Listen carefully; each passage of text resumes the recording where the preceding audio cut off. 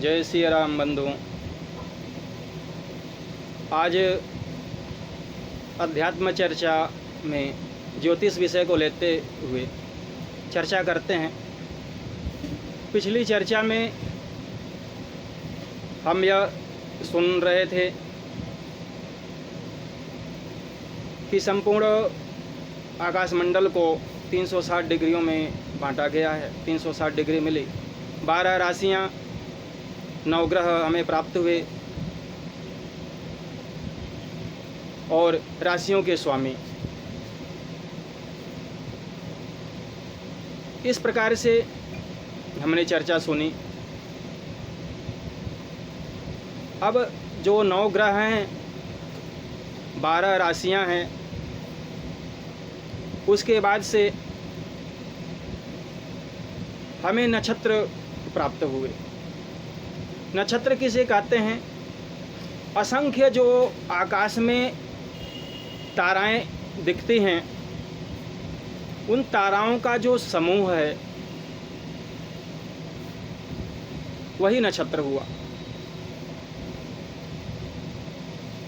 चंद्रोदय के बाद रात्रि में प्रत्यक्ष रूप से हम छोटे छोटे चमकीले तारों का दर्शन करते हैं। दिन में भी वे ताराएं रहती हैं, परंतु सूरज के प्रकाश से वह हमारी आँखों से ओझल होती हैं, दिखाई नहीं पड़ती। तो थोड़े थोड़े एक एक भाग को, कुछ तारों को इकट्ठा करके ऋषियों ने एक नक्षत्र की संज्ञा दी और उस प्रकार से 360 डिग्री को 27 में बांटा। पूरे आकाश मंडल के तारों को 27 नक्षत्रों का नाम दिया। हमें 27 नक्षत्र प्राप्त हुए। प्रथम प्रारंभ अश्विनी नक्षत्र से प्रारंभ किया। अश्विनी, भरणी, कृतिका, रोहिणी, मृगशिरा, आद्रा, पुनर्वसु, आश्लेषा, मघा, इस प्रकार से अंतिम 27वां नक्षत्र रेवती माना। इस प्रकार से हमें 27 नक्षत्र प्राप्त हुए। 9 ग्रह, 12 राशियां, 27 नक्षत्र। उन नक्षत्रों की भी अब सूक्ष्मता से, उसमें भी उन नक्षत्रों के 4 विभाग किए। उन एक नक्षत्र के 4 विभाग किए। उन विभाग को चरण नाम दिया। एक नक्षत्र में 4 चरण होते हैं। इस प्रकार से 27 नक्षत्रों में 4 चरण हुए तो 108 चरण हो गए और 108 चरण को 12 राशियां प्राप्त हुई। एक नक्षत्र में 4 चरण, 9 चरण की एक राशि बनी। एक राशि को 9 चरण मिले। 2.25 नक्षत्र की एक राशि होती है। इस प्रकार से कोई नक्षत्र अश्विनी, भरणी, कृतिका का प्रथम चरण यहाँ तक मेष राशि को प्राप्त हुआ, मेष राशि हुई। कृतिका के 3 चरण और इसी प्रकार से आगे रोहिणी और मृगशिरा। मृगशिरा के 2 चरण मिलकर के वृष राशि बनी, दूसरी राशि। इसी प्रकार से किसी का आधा, किसी का 1 चरण, किसी का 3 चरण, इस तरह से नक्षत्रों के चरण से 12 राशियां प्राप्त हुई। 108 को 12 भाग 12 राशियों में को प्राप्त हुआ और दिया गया। इस प्रकार से 9 ग्रह, 27, 12 राशियां, 27 नक्षत्र और 100, प्रत्येक नक्षत्र में 4 चरण, 108 चरणों की यह हमारी नक्षत्रमाला बनी।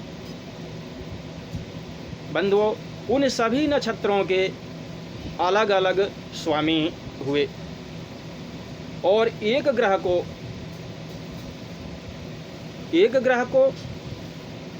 3 नक्षत्र प्राप्त हुए। और पराशर जी की विंशोत्तरी दशा है, पराशरी विंशोत्तरी दशा 120 वर्ष की जो होती है, प्रत्येक ग्रह 3 नक्षत्रों का स्वामी हुआ और 3 उसको प्राप्त हुए और उसी से आगे दशाओं का ज्ञान किया जाता है। बंधुओं, इन 27 नक्षत्रों में प्रारंभ अश्विनी नक्षत्र से प्रारंभ हुआ और रेवती 27वां नक्षत्र है। पहला नक्षत्र, इसमें गंडमूल का वर्णन किया गया। आपने गंडमूल का भी नाम सुना होगा। जिन बालकों का जन्म गंडमूल नक्षत्र में होता है तो आम ये धारणा है कि उसे बहुत अच्छा नहीं माना जाता, परंतु ऐसी भी बात नहीं है। नक्षत्र का पहला नक्षत्र अश्विनी और अंतिम नक्षत्र रेवती, ये दोनों ही गंडमूल नक्षत्र हैं। इस प्रकार से अश्विनी से 10वां नक्षत्र गंडमूल होता है। इस प्रकार से 6 नक्षत्र गंडमूल के हुए। अश्विनी, आश्लेषा, मघा, ज्येष्ठा, मूल और रेवती, ये 6 नक्षत्र गंडमूल के नक्षत्र हैं।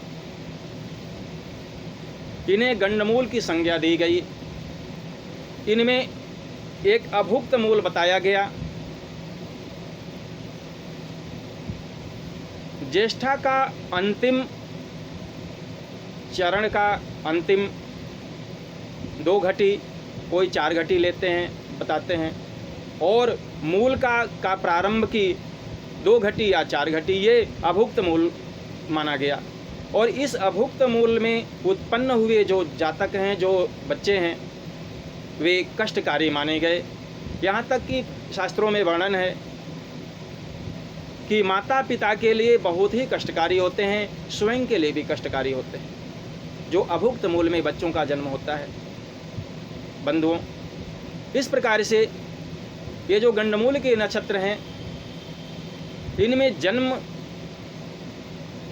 हुए बच्चे की शांति आवश्यक होती है। चरणों के हिसाब से भी अलग अलग इनके फल बताए गए हैं। कोई अपने ज्येष्ठ के लिए भारी होता है, कोई स्वयं के लिए कष्टकारक होता है, आयु के लिए कष्टकारक होता है, कोई पिता के लिए, कोई माता के लिए,